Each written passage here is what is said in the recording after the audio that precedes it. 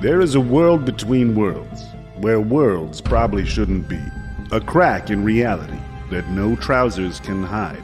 The cosmic pastrami on the sandwich of mathematics and science. It lies between the courage of one's wisdom save and the logic of one's intelligence save.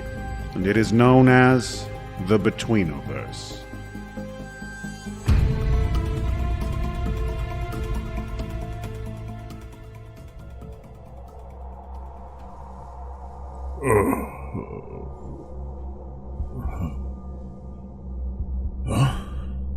Who? What the hells?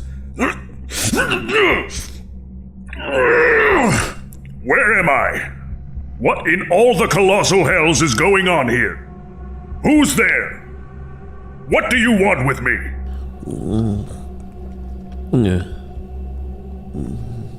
Shush. 10 more minutes, Pop. Durkee's not done. It's in his face junction. Dirk? Is that you? Dirk! Wake up! Dirk! What's going on? What's there? Whoa. I must have cuddled up inside all these extremely tight ropes and dozed off in my chair. You there, Warren? I can't see you. That's because I'm behind you. We're both tied up. Dirk, I think we're in trouble. Trouble? In this big empty place? What could harm us? Loneliness? If I had a quid for every weird chair I woke up in alone, I could afford my own fancy sleeping robes at home. Dirk, listen. I'm glad you're okay. But I need you to stick with me and take this seriously. Someone must have drugged us and taken us wherever we are. That's not something good people do. Come to think of it, the last thing I remember is following you on your way home. Working up the courage to give you a surprise best friend guess who piggyback ride. Yes, Dirk, I know you were following me. You do it a lot. So it must have happened when we were near the Sigma Gate, before I called my cab skiff home. I don't even remember making the call. Don't you worry, buddy, old pal. I can tell you're scared, but I'm here, and I'm way too optimistic to fear for my life. That's oddly comforting considering how vulnerable we are. These ropes are so tight, I can barely move a muscle. Fear not, Rustbox. Your lad Dirk was raised getting tied to furniture. There isn't a tie-em-up made by man I can't snoodle my way out of. Now you sit tight while I dislocate my shoulder, wrist, and jaw and slip this nylon hug like a bar of bed soap. Yeah, here we go. This guy. He just get it. It's just one of them. Just gonna. He's got one of those. Just gotta twist it. Uh-oh. What's wrong? Are you okay? I couldn't do it. These must not be man-made ropes. The only thing I managed to dislocate was my breakfast. Just, ignore that creeping warmth, Rusty. That's just my love. And pancake sandwiches. This is how it all ends. Restrained in some abandoned warehouse, latched to a moron, and soaked in soft feces. Ah, perk up, pal. Let's pass the time with an old abandonment song. Oh, the boy in the box doesn't make a beep, make a beep, make a beep. If the boy in the box doesn't make a beep, then he gets to eat some food. Oh, the ropes on the wrist are oh so tight, oh so tight, oh so tight.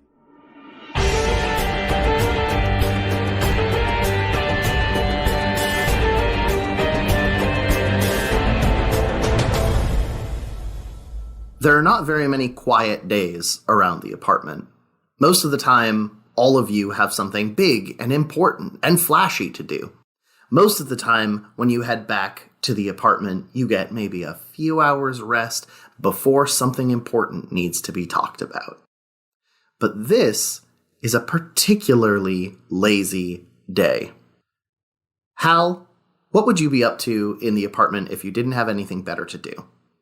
Hal spends a decent chunk of time when we're in the apartment not training. He's got a punching bag that he sort of uses to work out, and he's got the hex box that he sinks lots of hours into LUQ 4K 22. LUQ Ultra Blitz Master Edition. Yeah. Iavos, what would you be up to on a particularly lazy day in the apartment? Iavos is working on a new cantrip. Ooh. He's trying to create called mise en place, which processes up to 1 pound of vegetables or food matter per wizard level to help you julienne or brunoise, peel potatoes, the chiffonade. And he's just processing onions and potatoes and getting ahead on prep. He's probably got a soup that's been going now for days. Right now, you're really making sure to try to get like the even slices down. That's the hardest part, making sure every bit is roughly the same size as the last one. It's basically like a very tiny spiritual weapon, but it's just like... Spiritual paring knife. Yeah, just a little Sentoku. Just... Fantastic. I can't wait until Zach approves this cantrip and then you end up using it on like a swarm of beetles or something to devastating effect. What would our boy Gaspar be up to on a lazy, dreary afternoon in the apartment? I mean, Gaspar has a lot of business everywhere, but assuming that, let's say, any of his experiments in his room need some time for the reagents to fully react with each other, and he didn't have any pressing business in the Bowery, it would make sense that Gaspar is probably playing some Hexbox with Hal. Ooh. Does he have a particular favorite version of LUQ Blitz? I think it's it's all about the team management mode. So we're not actually playing against each other. We're doing the campaign. And so when it comes down to game time, it's all Hal. And then he'll pass me the remote to make some questionable roster changes. That makes sense. Hal actually likes playing in team management mode just because individual games, it doesn't really matter how good the team is. He's a good enough player that he can win any game even with the worst team. But in team management, you have to kind of take a more top-down approach. Yeah. And he thought he was really good at it until one day he let you join, and all of a sudden you just started destroying him in team management mode, and he just gets increasingly frustrated that he can't figure out what you're doing, that you're so much better at team management than he is. I do love the idea that the first player gets to play the game and the second player gets to micromanage. I'm into that. Yeah. God, that sounds awful to me. I have a friend that this whole thing is based off of, who that's basically how he plays NBA and Madden NFL it's just team management mode because the game is too easy otherwise. Yeah, Hal never figured out that there's a secret menu for like backdoor dealings. Yeah. So I'm not cheating. It's part of the game. Right. He's just using the mechanics. Oh, and Gaspar totally memorized the walkthrough. Oh, yeah. Yeah. Hal refuses to read it. Pen is off doing whatever she needs to be off doing at this very moment. Probably an orgy. Probably. And your sweet baby Wusha is furnishing his apartment not far from where you guys are now. Hal and Gaspar, you are the first two to hear something. Off in the living room, outside of Hal's room, a little voice starts to echo back and forth off the walls. Something calling in a airy, breathy tone to each of you. Hal, Gaspar, Hal and Gaspar, I need your help. Wow, Iavo sounds really sick. Yeah. He's fallen and he can't get up. Hal's sitting there on the couch, and he just kind of leans towards the door and just shouts, "Piss off, ghost!"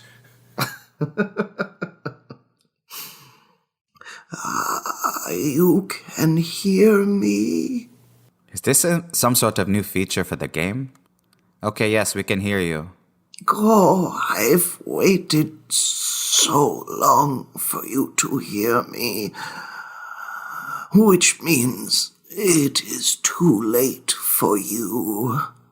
Okay, I'm going to lean over to Halfon and nudge him with my elbow and just kind of whisper, "Can you disengage the sending feature on this game? I think we accidentally are playing with somebody else."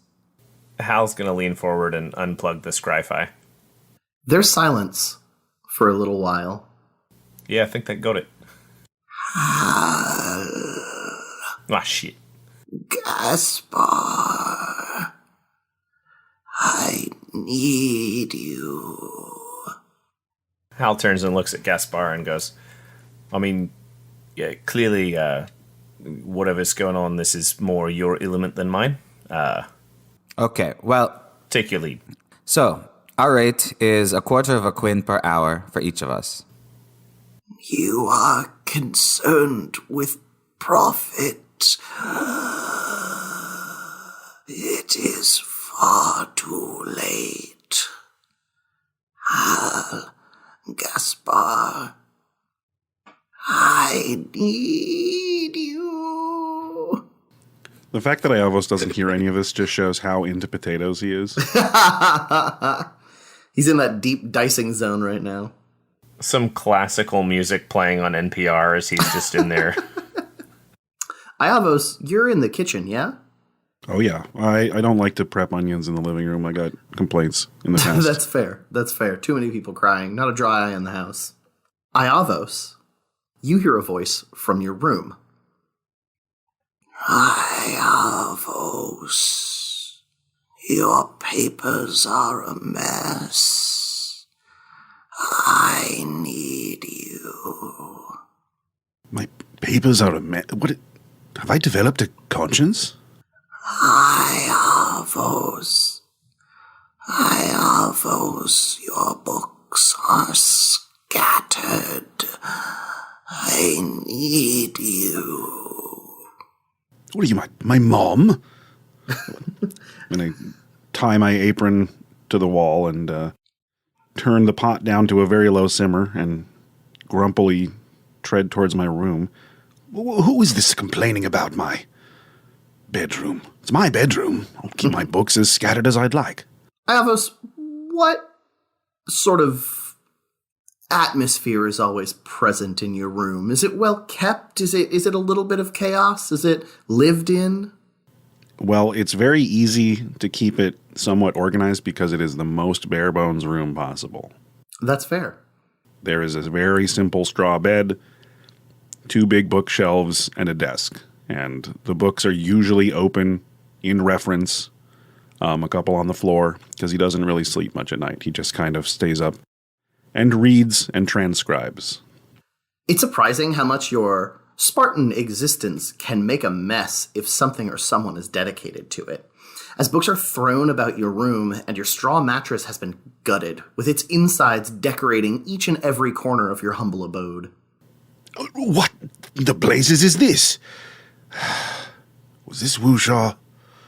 No, nothing's wet. I'm going to go towards the living room and be like, Halofon, Gaspar, have either of you been in my room? You know we have rules. Right as you turn around, there's a loud clattering sound from the kitchen as something metal strikes the floor and liquid gushes everywhere. My stew! Hal and Gaspar, it's impossible for you two not to notice that sound, regardless of how deafeningly loud you might have the volume turned up on your devices. We should probably go check on Iavos. I don't think he has fire resistance, and if he just spilled soup all over himself, he might be in a bit of a bad way. But we were supposed to have a lazy day today. Okay. The two of you head over toward the kitchen, popping out to where Iavos has just rushed over to see his abandoned and cast down soup, spilling across the floor of the food prep area. I told you not to taste it until it's done.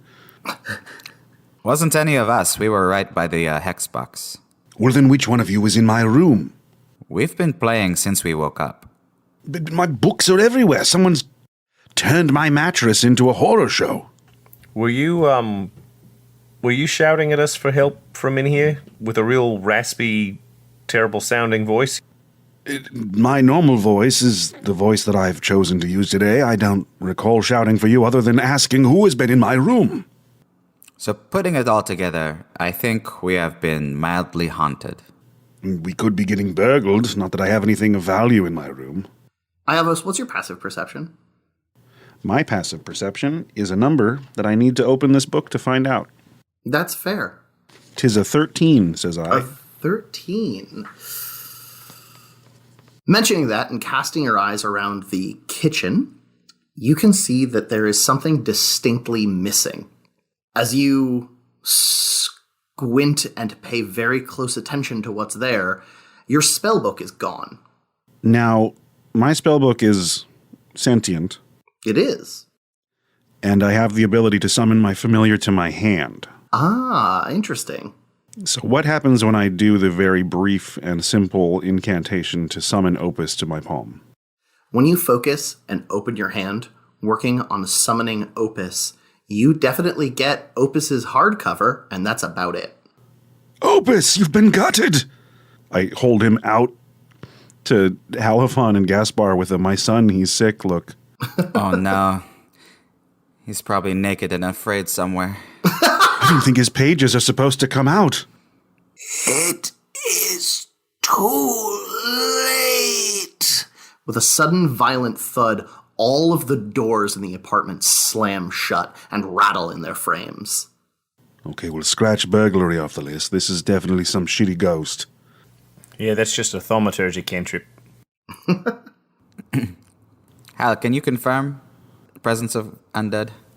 I will use Divine Sense to detect the presence of celestials, fiends, or undead. Sweet. As you close your eyes and extend your senses out around you, you pick up nothing. However, the creeping sense of unhallowed ground begins to move into the edges of your senses, crawling across the floor like a carpet of beetles.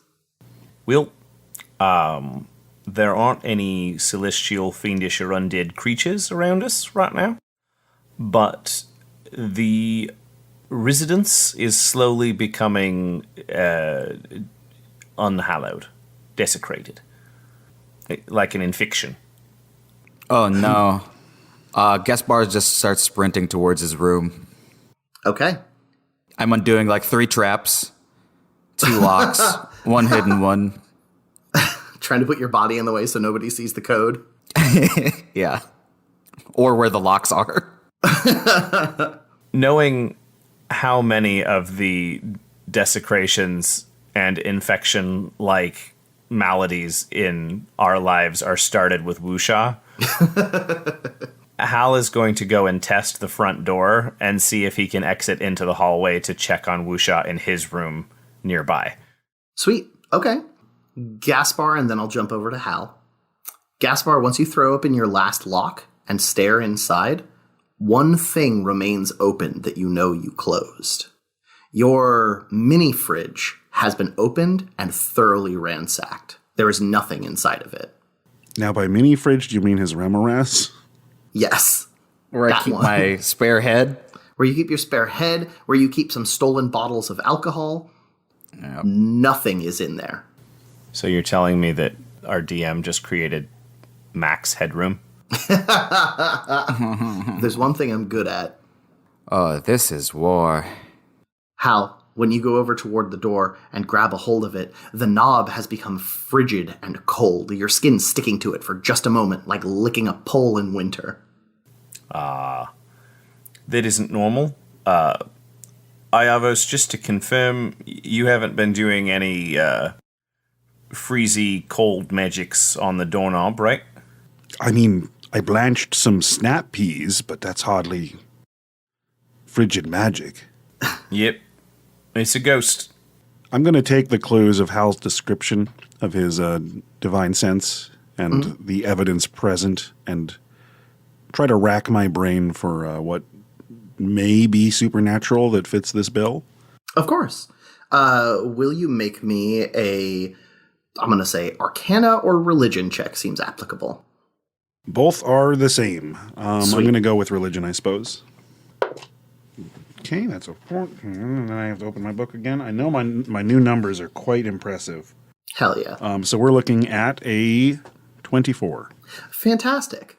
There are only a few things that you can think of, you can really pin down out there in existence that wouldn't be sensed by Hal's divine, stanky old angel eyes that could potentially make something this difficult.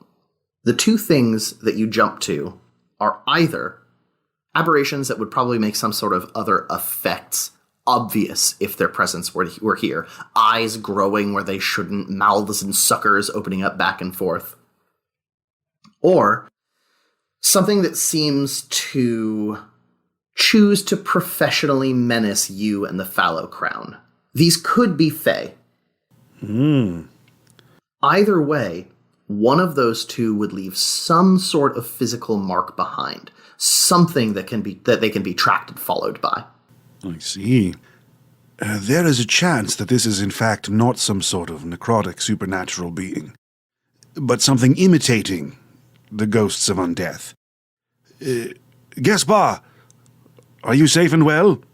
Yes, just really pissed off. They've gutted my spellbook and my familiar. I think we're on the same page of anger. Can you look over the room and see if there's any evidence of any creatures having trespassed into our space? Perhaps a very tiny fae or a mischievous invisible stalker? Gaspar, do you want to make me a survival or perception check? Hell yeah. Not yet, because of guidance. Here we go. That is going to be a 16. Oh, sorry. Guidance. That is going to be a 20 total with guidance. Whoa! You love to see it. They're hard to notice. Whatever was moving around here was moving around with practiced skill, and you could only pick up their most recent footsteps. Gnarled and uneven, with a mismatched gait and feet to match. There are impressions in your guys' what I assume is thin carpet, leading from Hal's closed door to the bathroom. I forgot we have a bathroom. It never comes up. So while pointing at these little tracks and then tracing my finger from Hal's room into the bathroom, I'm going to say, they left no trace. Interesting. What could this have been? While pulling a crossbow from the pages of rationality and starting to load it. Perfect. Now, since my spellbook has been gutted, am I to believe I only have my prepared spells? Or none at all? You'll have your spells as normal. Okay. But I'm guessing I can't use Opus's ability to aid me in knowledge checks. Because he's empty. That's true. Yeah, that would make sense. I rolled a perception check as Gaspar was saying that they didn't leave any tracks and pointing at the tracks. Hal doesn't see them and just goes, damn, nothing. How are we going to find them then? How there is one thing you notice. Your room is silent. They've shut off your game without saving. No! Or worse, they saved over your file. Yeah. All my progress, my chivos. That would be worse, actually. I'm going to try and stealthily get to the bathroom door. Okay. You want to make me a stealth check? Stealth. That is a 27. Hell yeah. Silently stalking down the hall, past both your own room and Iavos' room, you reach the door to the bathroom. Much like a partner of a detective, I'm going to be at the end of the hall, covering Gaspar with my finger up, like a gun, but I'm holding a spell. Perfect. The shadows seem longer near the bathroom. The silence, hungrier. A small shiver goes down your spine. You are at the door. I'm going to press the Voltrap head against the door to try and listen in. Okay. Make me a perception check. I believe you have advantage with that. Sick nasty. Ooh, that's an 8. Ooh. Inside the bathroom, you hear the slow, steady drip of water. Without this room, the Fallow Crown would be the Foul Crown. Hal just showers at the gym. Look, that's the room where we make a lot of foul crowning. Oh, God, the visuals.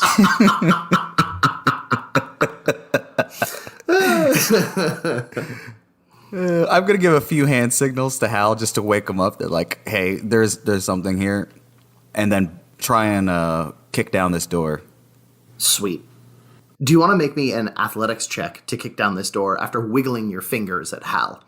Hal, real quick, did you open your bedroom door or did you just look at it and be sort of near it? I think Hal was standing in front of his room with his hand sort of hovering over the doorknob, sweating with a slight tremble, afraid to open it for fear of what he might find after Iavo suggested that they may have saved over my file. And then Gaspar did a little finger waggle, and he like turns and looks and is like, "Oh, yeah, okay." And he's like getting ready to go knock the door down if he needs to. Perfect. And Hal jumps as to attention. Gaspar goes to kick the door, I'm going to use my gun-like finger-pointy hand and attempt to thaumaturgia to aid in the forcing open. Ooh, I love it. Gaspar, make me that check with advantage. All right. So, while I was crouching down the ground, crossbow in hand, severed head up against the door, when I see that I've caught Hal's attention, I'm then going to spring up into a spin, do a jumping back kick. That way, when the rotation is done, my crossbow will be right down the shooting gallery of our bathroom. It's a natural 20, baby. Oh, boy. Some Jet Li shit. It's a 26. With the most over-the-top physical performance, with the Cirque du Soleil of fucking breaking and entering, you throw the door open and have your crossbow pointed at an empty, tasteful bathroom. There's a toilet, there is a sink, there's a shower, there's a small cabinet. I shoot the shower curtain. Your crossbow bolt tears through the shower curtain and plugs directly into the wall on the other side. The tub left quiet, collecting the remains of the ripped curtain. Turn back to everybody. We should have gone with an open concept. The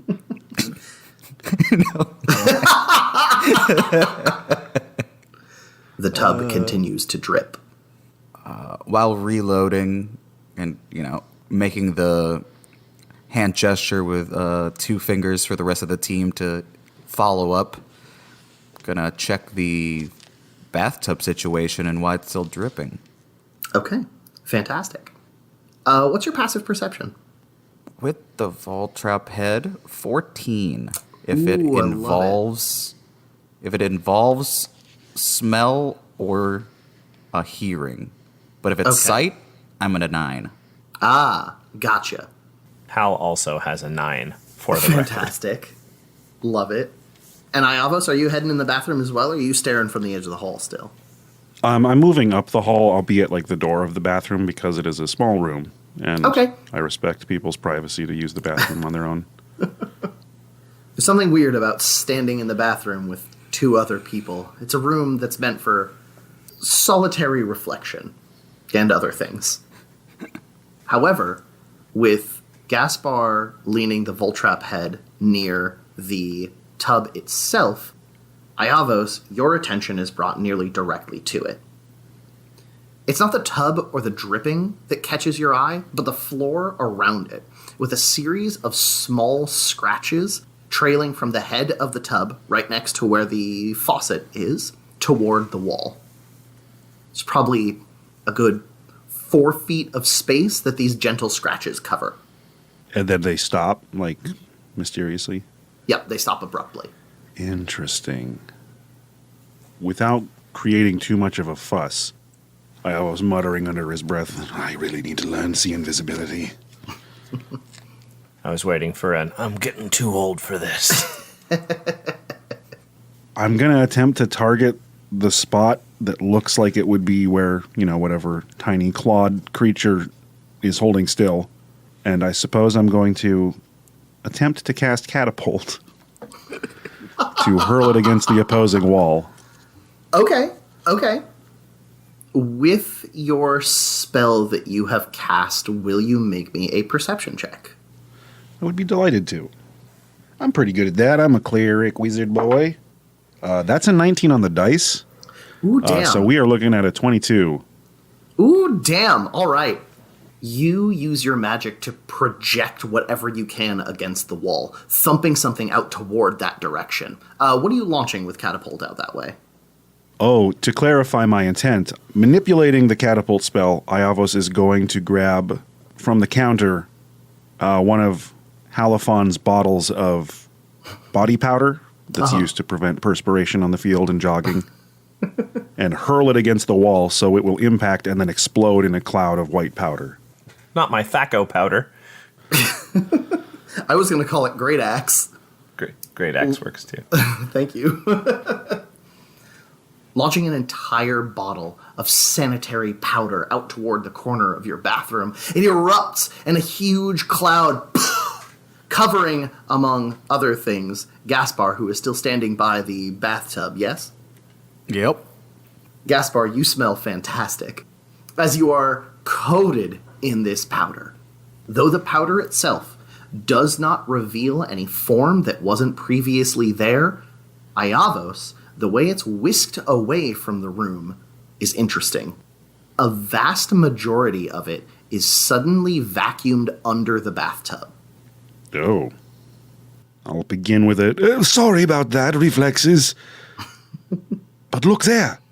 Pointing to the base of the tub as the sanitary powder is kind of sucked away. Look at what, Iavos, my eyes are watering so bad I can't see anything right now. Hal, it's going to be a sweaty week.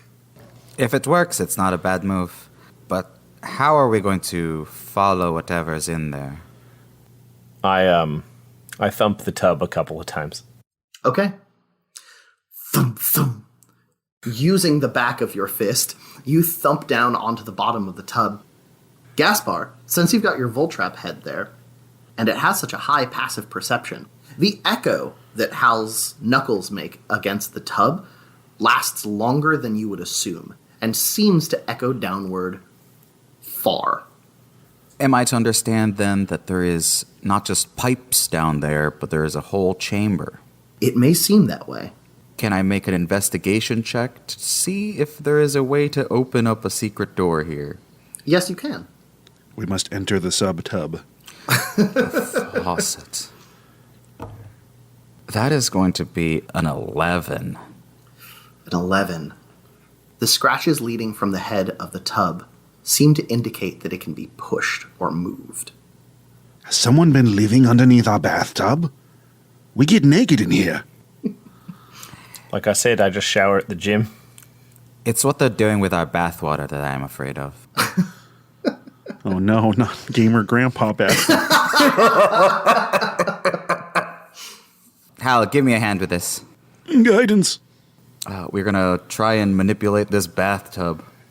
Fuck yeah. Give me that athletics check with guidance and with advantage, because I assume Gaspar and Hal are working together.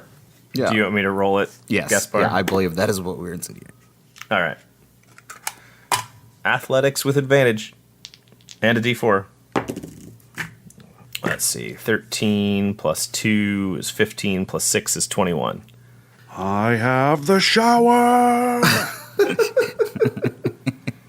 With the unmistakable sound of ceramic grinding against ceramic, you open the ancient tomb door that is your own bathtub, descending into the wet, shadowy dark below.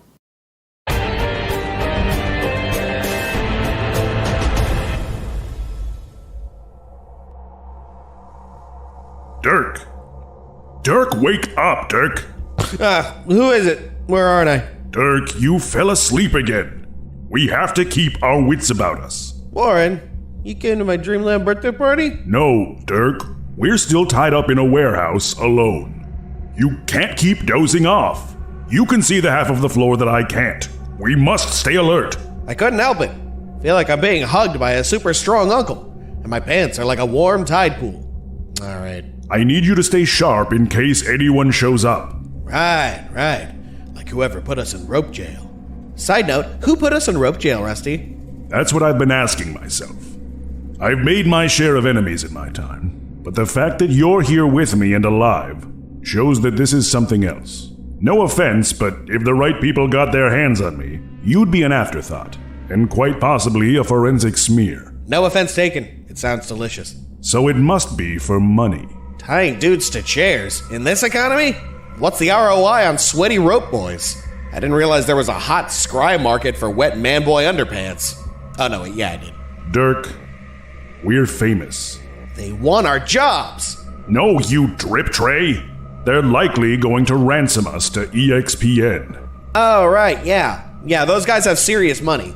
Dang, what a good plan. Wish I'd thought of that. No, you don't. Anyway, we can find a way out of this soon. We'll be just fine. What's the plan? Should I try to debone and snoodle again? Gods, no. The last thing I need is for you to shit our collective pants again. Listen to me, Dirk. We just need to work together. Our feet may be bound, but with the right timing, we can scoot our heels towards that wall over there. And I might be able to manipulate that control panel with my face and get one of these doors open to call for help. Ooh, what a sick plan. On your command. These foots were made for scooting. Okay. Ready? 3, 2, 1. Oh gods. Oh no. Big mechanical scary door noises. They're onto us, Rusty. They're here to take our skin and put your butt skin on my face and make us into butt-faced scarecrows. Help! Help! So much for further unshit pants. Just calm down. It's going to be okay, Dirk. We're going to get through this. All we have to do is just... Oh my gods.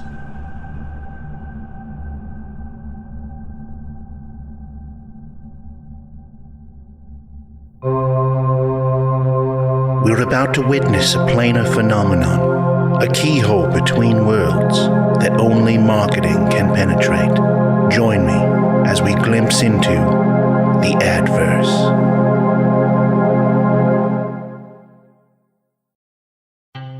Hey there, I'm Dana Ebert, TTRPG author and game designer, and most recently, the co-founder and creative director of TPK Brewing Co. We're a majority queer, women of color-owned craft brewery coming to Portland, Oregon in 2023. What you'll find when you visit is an ale for every tale, and a staff of full-time professional game masters, ready to guide you on adventures in our original post-cataclysmic setting of Volruvina. You can learn more at tpkbrewing.com and support our crowdfunder campaign to help launch a standalone prequel adventure titled The Blooms That Feed on Fire.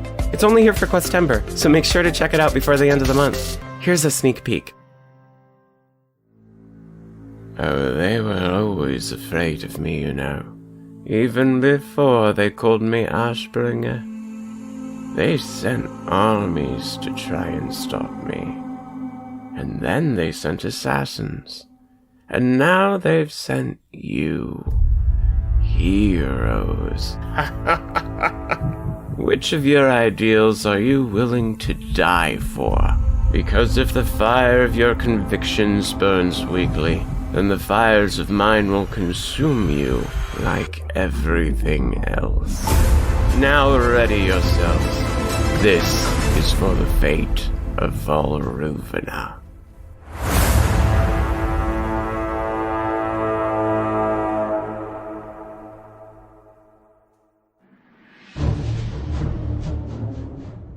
Hail, you cuties. Ask not for whom the mid rolls. It rolls for thee. Welcome to a very improvised and thrown together non-canonical 3-part chapter of LUQ Battle Axis known as the Betweenoverse, thematically nestled between the Twilight Zone and the Simpsons Treehouse of Horror. This week you have the pleasure of hearing a one-shot by our own wonderful Max Hobbs, recorded on the spot and remotely, so buckle up for things to get weird. This week we'll be adding some new Patreon content from the Ayavos Dream chapter, so if that's something you were looking forward to, now may be the time to join. Or if you want to make a character to join the world's meta, or get mentioned during the mid-roll with your legendary team, join the Patreon now. Our current legendary teams are the Twilight Concord, the Ceaseless Horde, and this week's featured team, the Titans Rise, with Christopher Mashburn, Dylan Hoyt, aka Meat Dad, and John Reinhardt. A huge thank you to all the new patrons and members of the Discord. If those both keep growing by a few a week, we'll be one step closer to our goal of making this show full-time. And that's exciting. To get a personal message read on the show or for possible advertising opportunities, reach out to admin@slapdashstudios.com.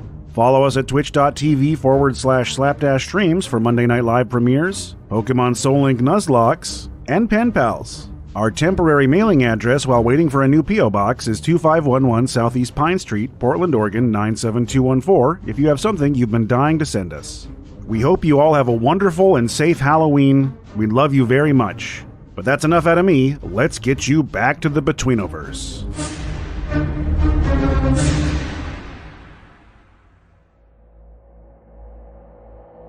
New from Brush with Death, the impending broom. It's the only broom you'll ever need for all of your brooming criteria. It wants to be your first, and it will be with you soon. Listen to those who were here first to know the broom. I love impending broom. I'd never leave it. It's all I need. I feel lucky to know the broom. It's not like other brooms, it's really just in a league of its own, you know? Brilliant and unique. The broom is good to me. The broom would never hurt me. I love the broom. And the broom loves... Run! Run now before it's too late! Impending broom is coming. It will be with you soon. Be the harbinger of your own broom. This is not a request. This is a prophecy.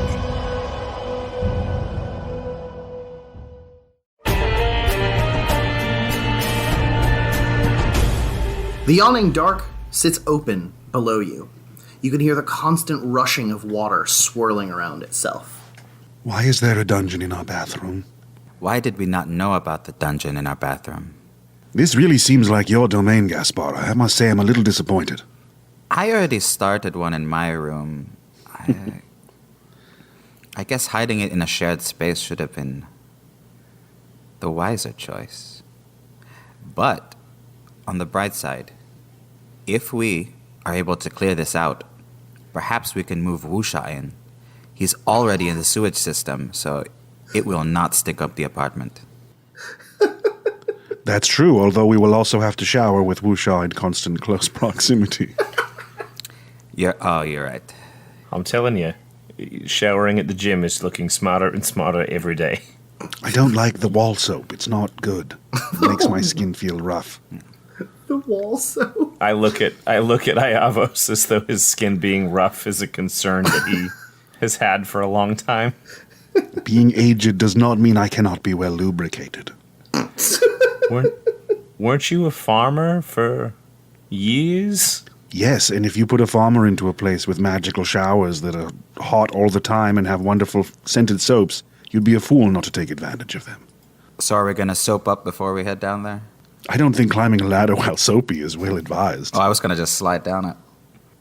If that's the Gaspar approach, I will not inhibit you, but I'm going to take out my old rusty lantern and use it to cast light. Fantastic.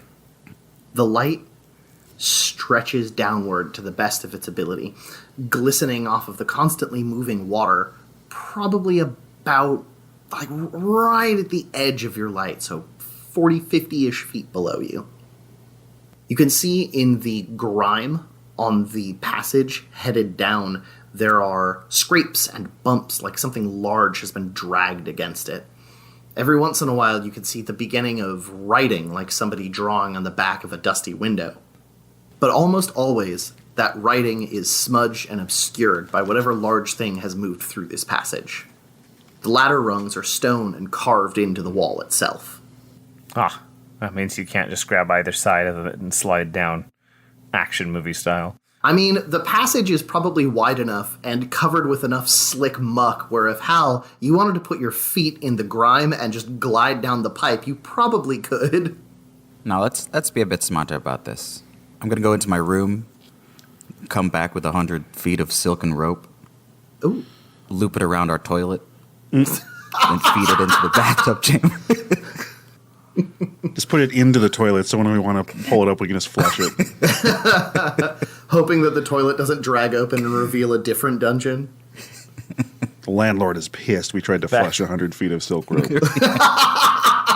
You're not getting your fucking deposit back. While Gaspar is fetching his fancy coiled rope, I'm going to use Mage Hand to lower the light lantern down to the base of the ladder. In an ideal world, any deposit you put in the toilet is not one that you ever see again. Lowering the lantern down, after a certain point along the ladder, you can tell that the room opens up into something wide. Then I'll cast False Life. I am made extremely nervous by this subterranean toilet dungeon. Perfectly fair. Before things go to shit, you make sure your defenses are up and ready to go. This douche hole, if you will. Are we all headed down, or is there anything else you guys want to grab or prepare? I'm letting the fit boys clamber down first. All right. Gaspar, are you the first to descend, or Hal? Gaspar first, Hal on the rope. Yeah, Gaspar can stealth down, and then Hal can make a lot of noise to make it seem like I'm the first person entering. Well, Gaspar can noise stealth, but I have already descended a lantern, so the visual cues are quite obvious. I guess that's fair. All right. So sound stealth. Sweet. Make that stealth check. That is a 19. Awesome. Handhold by stony handhold, you lower yourself down into a large cistern or drain, about 30 feet across, with a slim walkway headed around the outside of it. The water here seems constantly rushing and moving from a number of small pipes that lead into it, but not particularly deep before hitting the metal grate of the drain itself. There are 2 doors, both opposite of you. One, I'd say, to the right, one to the left, set sort of diagonally in the walls.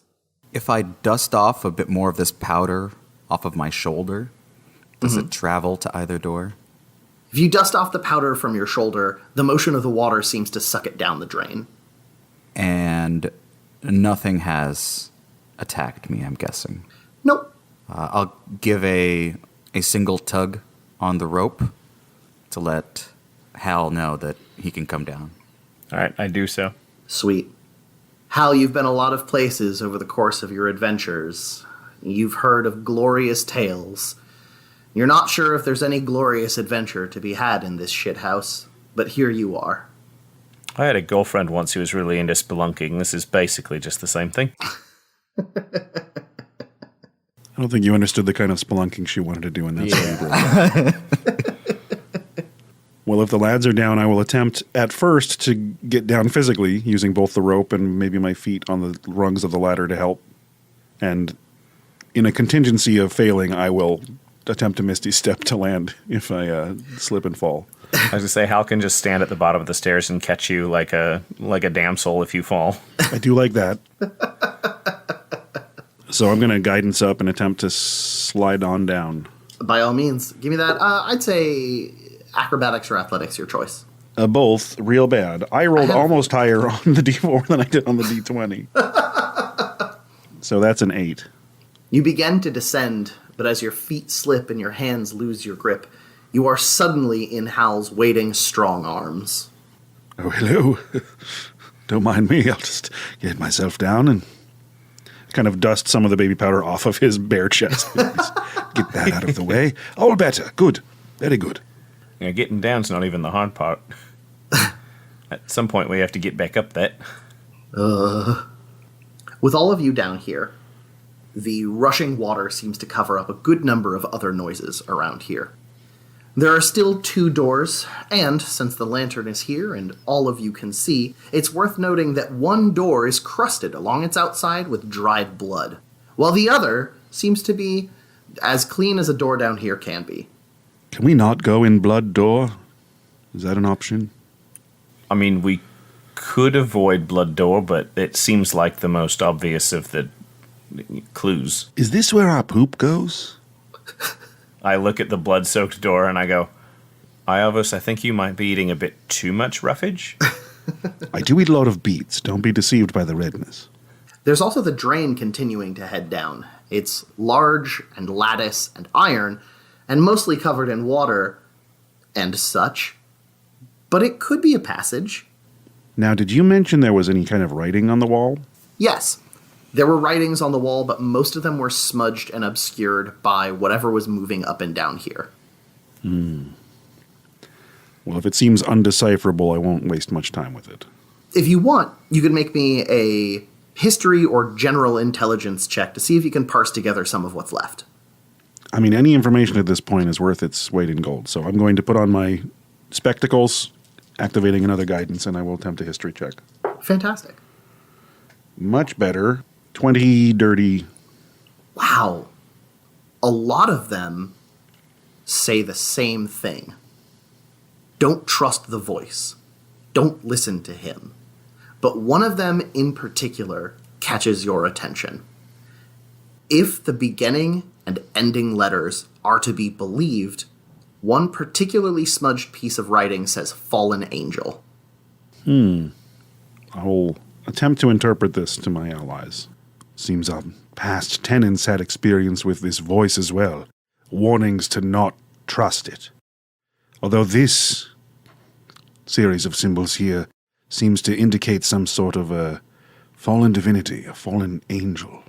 So when you say if the first and last letters are to be believed, does that mean that what it actually says is Alan Angie? It could say Alan Angie. It could very well say Alan Angie. So maybe we have a ghost named Alan Angie. Hal will inform you. Alan Angie was not an LUQ participant of any import, if anyone wondered. Hadn't crossed my mind, but good to know. I'm not saying that there isn't someone named Alan Angie out there, but if he is, he was a nobody. Or she, I guess. Or they. Blood door, clean door, or sewer grate? Let's split up, gang. Let's not. Aren't you the one that usually quotes the LUQ rulebook to us, Hal? Yeah, but this isn't an LUQ quest. We're underneath a shower, I of us. Well, the rules are made to have us do good and survive in trying situations, and I believe this does fit that category. As you are speaking, barely audible over the sound of the rushing water, there's a gentle whistling sound coming from behind the blood door, like a happy tune somebody would carry to keep them working. All right, I'm 86ing that door right now. Everybody into the clean door. Can I test the grate and see if it opens? Sure, you want to lean down toward the drain in the middle of the floor, toward the cistern, and try to lift it up? When you say it like that, I kind of don't, but yes, that was my idea. You can absolutely do it. Make me your choice of an athletics or perception check. Hal is brawn over brains, so Sweet. it'll be athletics before perception. I rolled a 13 again for a total of 19. All right. You lean down to the heavy iron grate and you pull and you pull. A lot can be said for the League, but at least their infrastructure is sound. As you're tugging here, you can see that the water is acting a little weird, like something is clogging up part of the drain near where your right hand is. Below the grate? Is it a bunch of massive turds? It's a bunch of massive turds. No, it seems to be mashed against the grate. Hal will look around. Is there any debris down here of any kind? I mean, Like, the easy answer is yes. yeah, I was gonna say like a bobby pin that got washed down, or Did someone eat a bobby pin? well, we're under the shower, so You get curious enough. Yeah, there's debris that's fallen down here over time. Nothing as large as the thing that's mashed against the grate, though. sure, I'll cast light on the object and kind of drop it into the drain. Okay. As it whirls and moves, it passes by the weird blockage, and just for a moment, you can see the clear outline of a severed head before the glowing object is sucked down the drain itself. Gaspar, is that one of yours? We won't know until we fish it out. You want to help me lift this grate then? The object is above the grate. You wouldn't need to lift it to access it. Oh, Yeah, the grate is stopping it from going down the pipe. Mm-hmm. Ayavos, you think you could use your mage hand? Yes, let me just lower this lantern and just float it over to Gaspar. And then I will attempt to mage hand this wet head. Sweet. Splashing your hand down into the water and pulling and pulling. With a moment of effort, You wrench free a head that would be recognized anywhere in the League. You hold in your mage hand the severed head of Warren Russborough. Of the 3 kinds of showerhead that I'm aware of, this is definitely my least favorite. It seems to be relatively fresh, too. It's the EXPN announcer. Why is he in our toilet dungeon? Yeah, his career really isn't going down the drain this badly. Are we being framed for something? Because this is how I would be framing you. This is a remarkably specific and very strange way to frame someone for something. Gaspar, are you okay? Yeah, trust me. I'm nervous about something that could kill this man. His reputation as being a rather accomplished hero himself is not in the forefront, but I've read some of his books. He's been around the block. The headsman's block. It would seem. Well, if nothing else, it's evidence. Iavos, are you a talk with dead people sort of cleric, or are you just a make them list dead sort of cleric? You're asking someone the mysteries of their own magic that they don't have, unfortunately. All right, float that head to me. Iavos, have you worked on a cleaning spell or something? Oh, yes, of course. I'll press to digitate it so it's not so wasty. You accidentally Julienne it. I could Julienne it if you want, Right. but I'm just going to unfold it like a head of cabbage. Gently cleaning the severed head, you pass it over to Gaspar.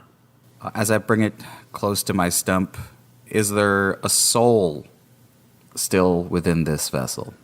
There is enough for you to connect with it, enough for you to mount the head upon your neck. So, depending on your answer, I can summon a shadow of Warren Russborough if there is still a soul. Mm-hmm. And if there isn't, then I can inhabit the head. Okay. So what happens? There is not enough left to conjure a soul, but your wisp can move into it and inhabit the head itself. So are there any last feelings or images that flash through? There absolutely are. As you connect with the head, there is a rush of garbled memories, and a lot of sitting next to a loud, obnoxious man going on and on about all kinds of things. Gaspar's going to put his hands on the ears and scream as if he's trying to drown it out. However, in the last moments, you can see almost alabaster skin with strange gold markings running through it. You can see strong arms dragging you and pulling you while you're struggling to get free. And a decisive chopping motion and sound that renders your memories shapeless. There is an unmistakable sensation of nervousness, fear, apprehension whenever your eyes drift anywhere close to Hal. Okay. So, this is the work of another headhunter. Very skilled. But not for the same purposes that I do it. Hal, I think we can continue exploring. all right. Do you think the blood that's all over that door is Warren's, or do you think it's someone else's? It could be, but let's make sure we deal with the easy door first. Gaspar, there's a new ability you can access while being in this head. If you see somebody make an ability check within 30 feet of you, you can force them to take 1d6 psychic damage and add the damage they took to their roll, their ability roll. All right. Painful guidance. Exactly. So I'm sorry. You guys were talking about moving on. Let us explore the non-bloodied room. You head toward the cleaner of the two doors, and you cannot shake the sense that you are being watched, that something is staring at you. Opening up the old, heavy oaken door, you are greeted with a fairly plain room. A little low in the ceiling, grime across the walls as well, the stones underneath cracked slightly. And on the far wall, there is a wide door. Just atop the door, set in an alcove, is a blaring, bloodshot eye that stares down toward all of you. its pupil shaped like an hourglass. Feverishly, it glances back and forth between the three of you. That's quite unnerving. Okay, so this room is clear, right? Gaspar, I think I've played this game before. I think you're supposed to shoot it with a bow and arrow.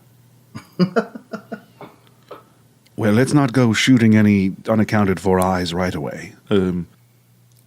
While he's injured and I'm, practically cradling him like a baby, my poor little Opus, it's just a cover. He does still have his eye on the front, though. Mm-hmm. And I'm going to hold him up towards this eye and let them look at each other eye to eye and use his ability to cast Identify. Ooh. There is a strange, almost familial resonance between Opus's eye and the eye attached to the door itself. However, while Opus's spirit went one direction, the spirit attached to this eye took a totally different route. Sitting above the door is a Nothic eye, the largest Nothic eye you have seen. A creature that feeds off of knowledge and the thoughts of those who harvest and collect it. This seems to be a guardian of some kind, something that seems to be looking for visual recognition, something it has known or seen before. Oh dear. It's one of the creatures of my nightmares. Something that consumes knowledge. Don't let it near me. We must show it something. Something it knows. Oh, I thought you were going to suggest putting me in front of it and starving it to death. I at least thought you'd make a good shield. Does lifting the severed head of Warren Rusborough towards the eye help at all? Lifting the head and looking toward the eye seems to ease a little bit, but still need a little something more. I have no idea what we could show this door to open it. Perhaps there's a key, and that key is somewhere else. So let's back away slowly. Hal just shouts, "Open sesame," at the door. Shouting at the door and locking eyes with it. Hal, will you make me a Constitution saving throw? Sure. Dirty 20. Oh, sweet. As you begin to demand things from the door, as you begin to order it open, the eye fixates.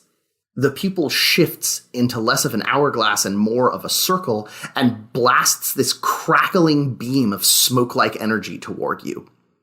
As it hits your leg, it leaves this patch of powdery gray on you and the ghost of pain, but you're tough. If you feel like you give it an inch, though, this would have hurt a lot more. Do I take any damage? No. Okay. The eye goes back to the hourglass shape. I will look at my leg and look at the other two and say, it doesn't like open sesame. I like how you said I look at my leg and then the other two, and I'm like, wait, how many legs? Well, Well, we did just leave the shower. Hal just happens to be a centaur in this dungeon. I don't think we can pass without more information. We should perhaps go to where the blood is. Ugh. All right. Head into the other room? Yeah, without eye contact, back away and close the door. Sweet. That feeling of being watched is still there, but seems to leave you as you head toward the blood door. Opening the blood door is a little more difficult than opening the cleaner door. The scab around it cracks and flakes away as the door opens up, and you find yourself in the most grotesque tailor's studio you could ever hope to be in.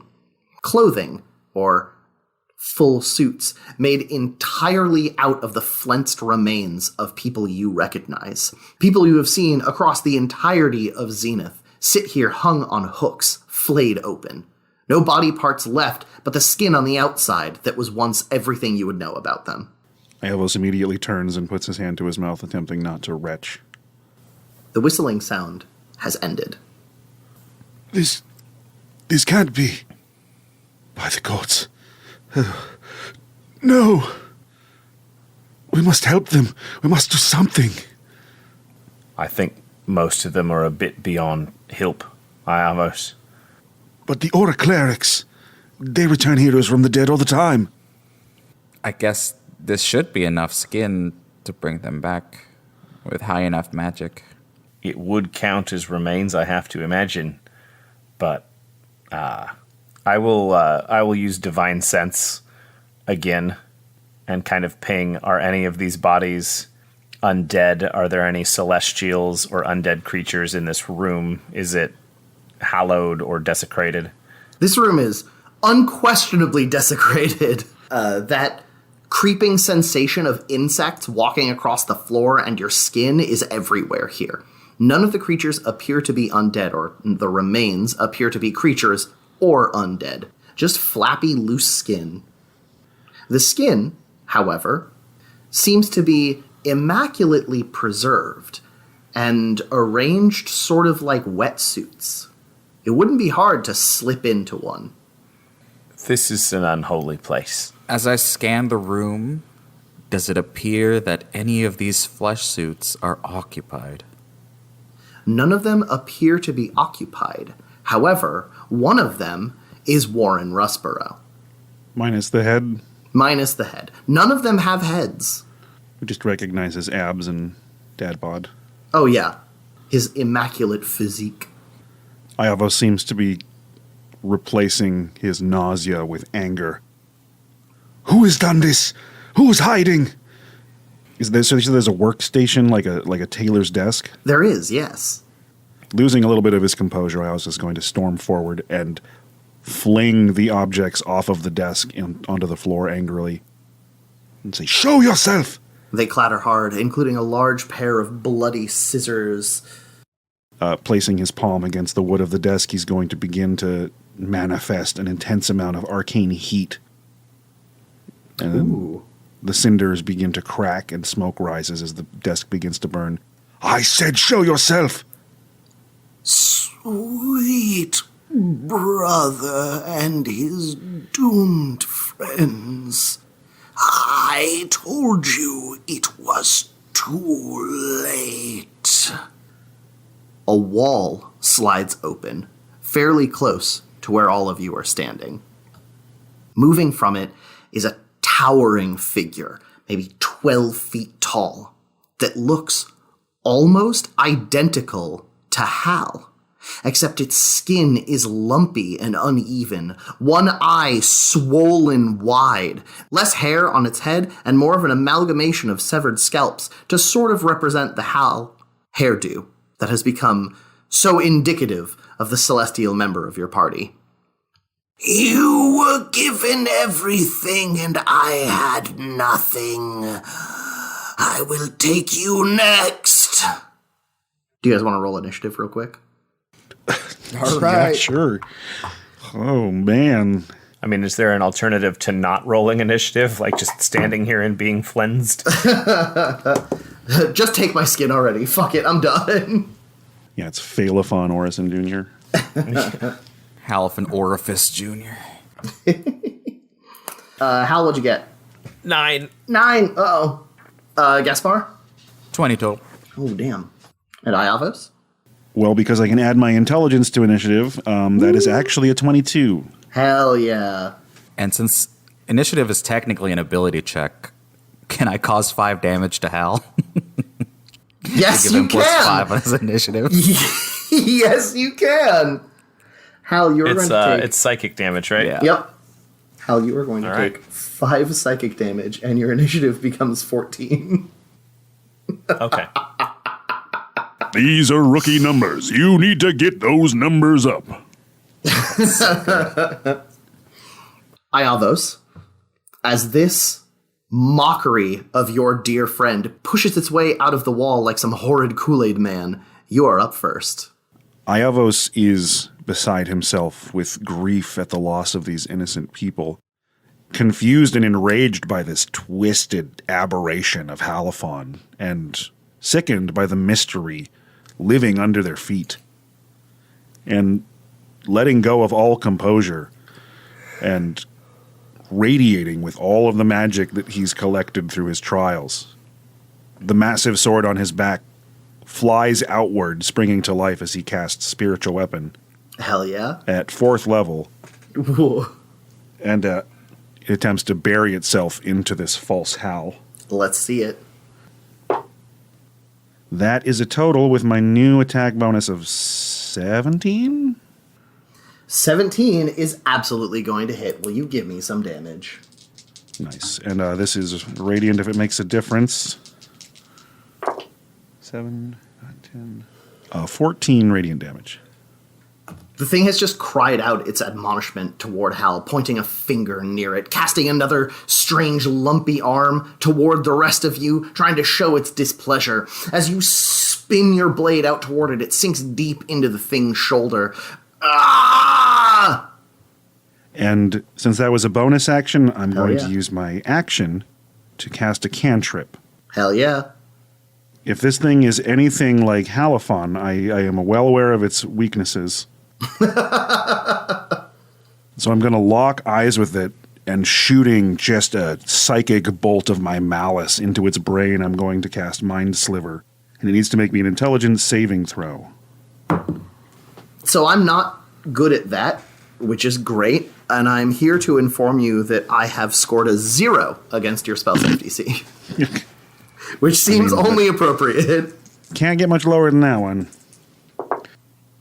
So it's going to take a total of 8 points of psychic damage. Sweet. And it subtracts a d4 from the next saving throw it makes before the end of my next turn. Fucking love it.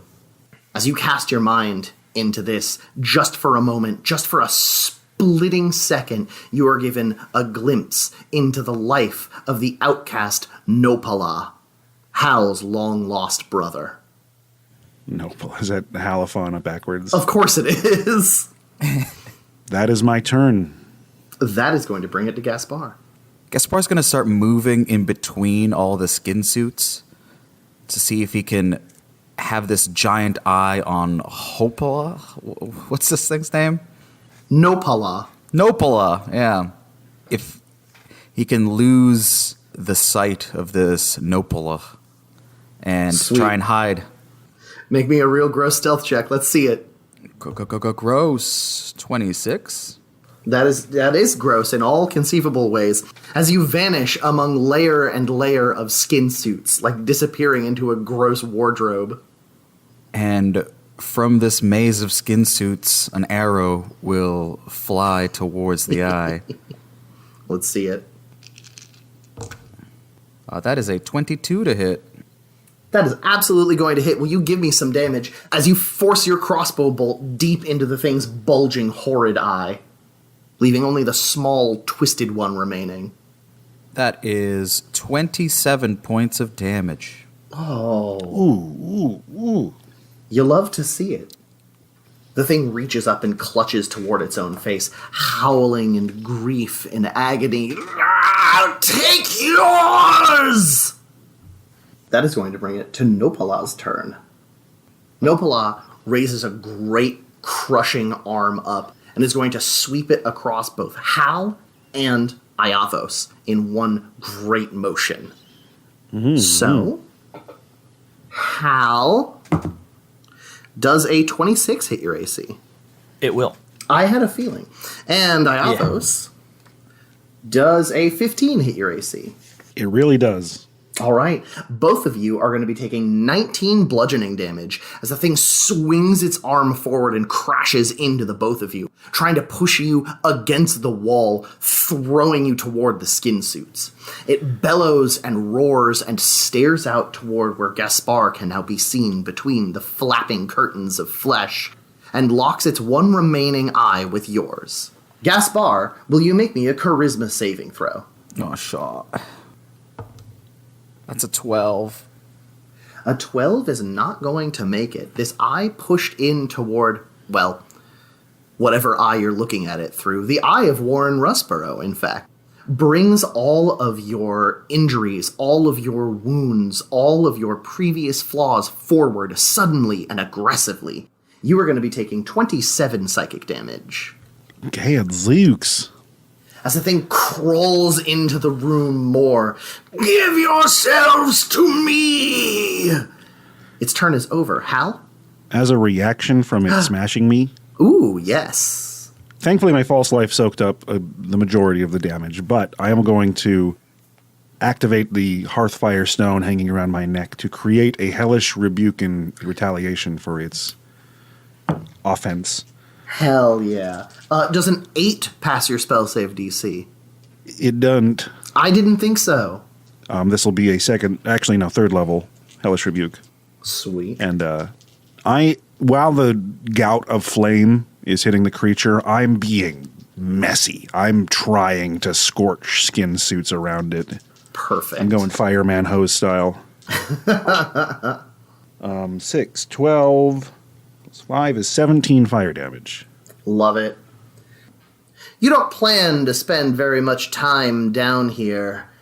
The least you could do with the moments you have sparing in this disgusting sewer is ruin whatever plan this thing had going. As you pour fire from your chest and your amulet and burn across the thing's chest, shoulders, and stomach. It howls as its flesh bubbles and the fake gold lines painted across it begin to melt away. How? It just shouted, "Give yourselves to me," right? Yep. All right, well, Hal's going to quip.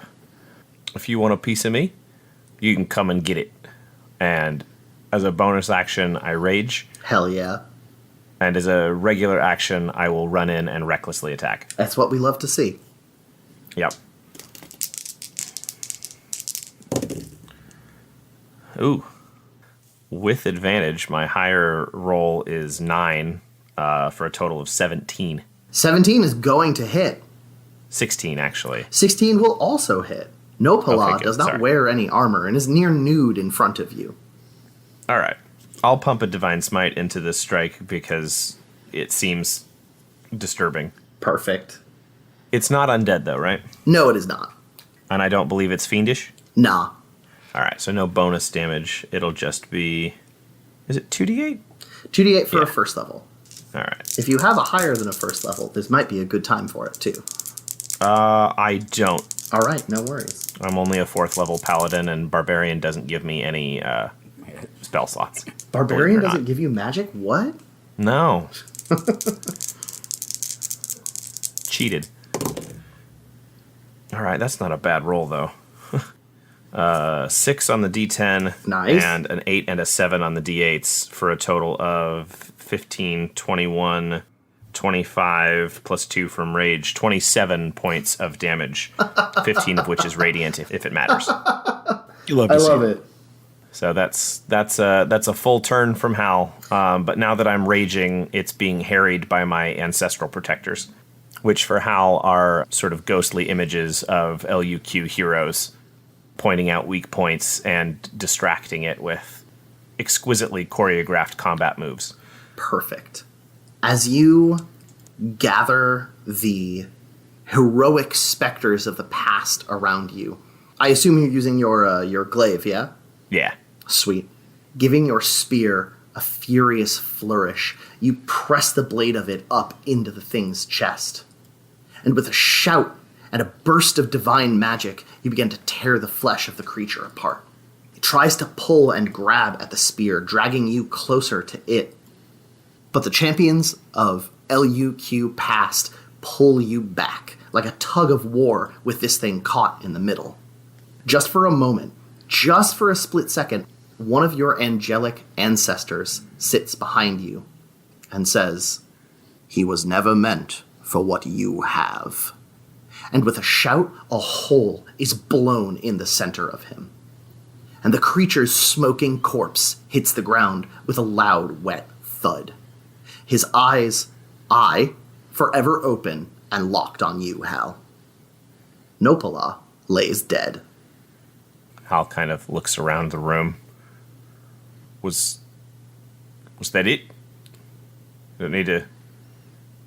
I stab a desk. Fortunately for you, none of the furniture here is a mimic. So, let's get these skin suits to the aura clerics? But perhaps this eye opens the other eye. Revealing Nopala's removed and severed eye to the eye above the door, the thing creaks and opens up, revealing his long-forgotten and disgusting bedroom. A feast hall that looks like it's had prepared food sitting on it for months? Years? Not a place you want to spend a lot of time. You find your stolen objects. The insides and remains of Opus, more severed heads and bottles of undrank alcohol, and one unplugged hex box. It's when you take these into your hands, into your possessions, it's when you bring them back that you hear the thunderous footfalls of guards beneath you. As the zenithal guards, spears out, surround you, a realization falls into the knot of your stomach. This nightmare has just begun.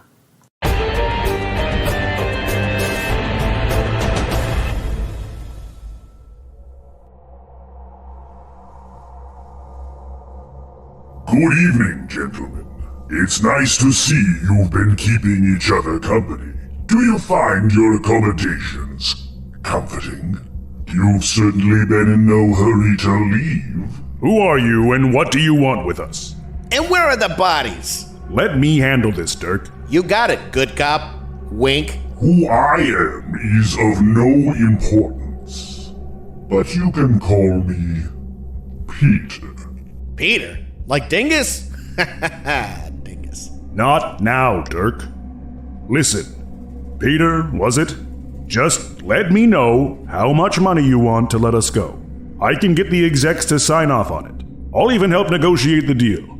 Just give me a number and a scryphone and I'll get the wheels turning. I'll even sweeten the pot with a date. Full night out. Drinks, dancing, words of affirmation, maybe a kiss. Nothing under the shirt. Oh, it's not your money I want, gentlemen. It's to teach you a lesson. School? That's what you want? Kill me now. Dirk, please be quiet. What do you mean, a lesson? You overpaid celebrity clowns live in the lap of luxury, gracing the highest sky rises of Zenith, plastered on every bench and billboard, while people far more deserving struggle, waste their lives away, ignored by those in power. You will, nay must, be humbled. I'm gonna keep it 100 with you, Russ, man. This doesn't sound very good. No kidding. Now what do you mean by humbled? No more questions. Strap in, boys. Get it? Strap in? Because of the ropes? Strap in. Classic. Dirk! It's going to be a long night, my friends. Because you and me, we're going to play a little game. What? No kidding? Dude, I love games. See, Russ, you were worried for nothing. I hate my life. Yeah, this guy's infectious.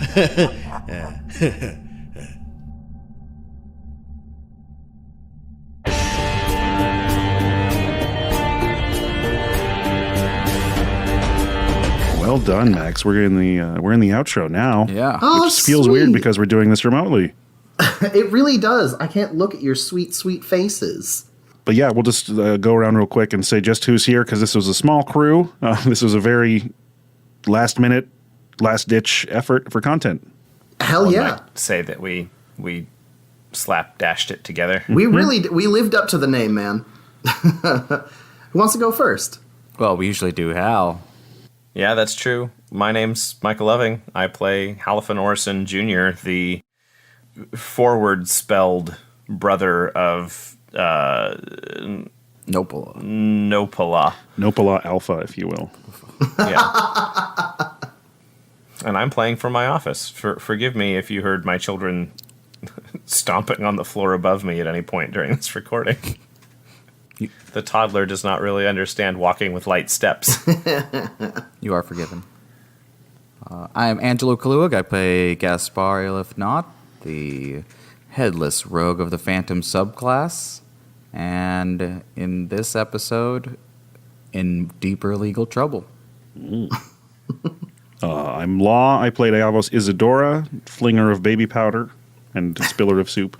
And I am the creative director of Slapdash. And as always, My name is Max Hobbs, and instead of playing Wusha Brinechild the Wandering Tide, today I was your bathroom dungeon boy. Bathroom master. I was your shower caller, staring at you from the pipes. Well, for the audience at home, this was very rushed and improv. Like, Max had less than an hour to put this together, and he did a very, very good job. Oh, thank you. Yeah, I hope you're ready for our instant dungeons. Yes, this chapter will consist of 3 of the 4 of us improvising very last minute and zero plan dungeons. But highlights. I mean, I like Nobla as a character. I like the classic trope of the forgotten brother that lives in the walls. Mm-hmm. Very good. It's a classic. Thank you. Classic. I like that he had painted on gold rings and stuff. That's fun. Yeah, I like the open door to giant eye kind of just little twist, because it's that moment. It's like, oh well, this is even more fucked up than we thought. Yeah, because we had the memories of Warren, like something is gonna attack us, sure, but just like, okay, here's the door where everything should be like okay, like maybe something's in there. But no, it's just giant eye. I'm trying to think if there was any like one thing that stood out. It was pretty fun. I don't know that I have like a specifically favorite moment. I think I liked our little insight into the 3 of us hanging out. Just at home kicking it. Yeah. Just the little slice of life at the beginning that we don't usually get. Yeah, it's nice to see kind of behind the curtain for what's happening with the team. Well, this chapter is going to continue to be just as weird and shot from the hip as the rest of this. Should be a lot of fun. And until next time,